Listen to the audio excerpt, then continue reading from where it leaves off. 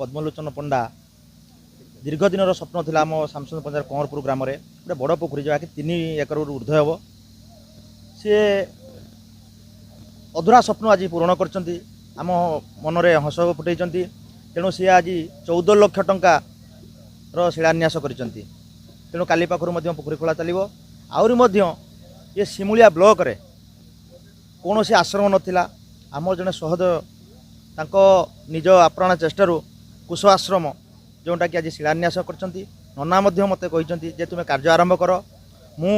मो तरफरु एवं मो दल तरफरु पार्टी तरफरु पूर्ण मात्रा तुमको सपोर्ट देमी किंतु तुम्हें काम कार्य आरंभ कर जाऊ नना को धन्यवाद आम सामसुंदरपुर पंचायत रे जिते जो मुहूर्त जो लोक मैंने असुविधा पड़ती नना पूर्ण मात्रा साहाय्य करती तेणु से आम नना पाखरे सबु बेले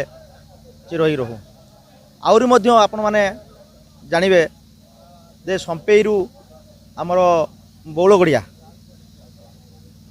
से रास्ता से प्रधानमंत्री ग्राम सड़क योजना रे जाइए खूब कम दिन भर टेंडर हम सेठी नना स्पेशल सीएम प्रोजेक्ट रे 5 लाख आपणकर बौलगड़िया को 4 लाख ये विभिन्न प्रकार आपन कहने प्रोजेक्ट ना सरनी कुश आश्रम कर सी निज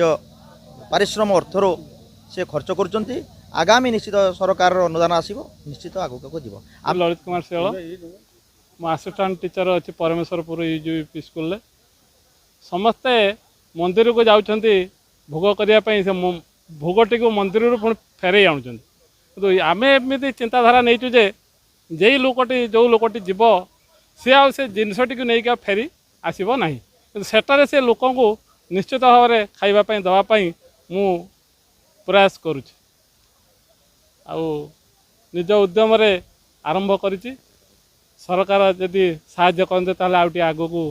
निश्चित भाव में बढ़िबो तेणु सरकार पाखरे आशावादी अच्छी निश्चित भाव में मत साहाय्य करेंगे और ग्रामवासी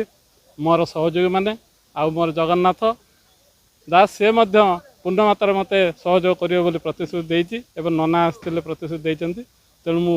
आगे जावाई प्रस्तुत अच्छे परिवार देखा टिके वृद्ध है बयस है से पुओ झील मैंने बहु मैंने बहुत अत्याचार करुँच खाइबा ठीक से दे पारना मु बहुत आड़े देखी मुझे अनुभव करुँची तेणु से पुओ मैंने भविष्य से बापा माँ मान को डरैया साहस करें से सब कहे जे जदि आमको डरैब ताहले आमे निश्चित भाव में से आश्रम जा तेणु से पुओ बहु मानक मु कहूँ जे ए प्रकार असुविधा जपरी आम बापा माँ को न करते तेणु से गोटे योजना करा जायछि।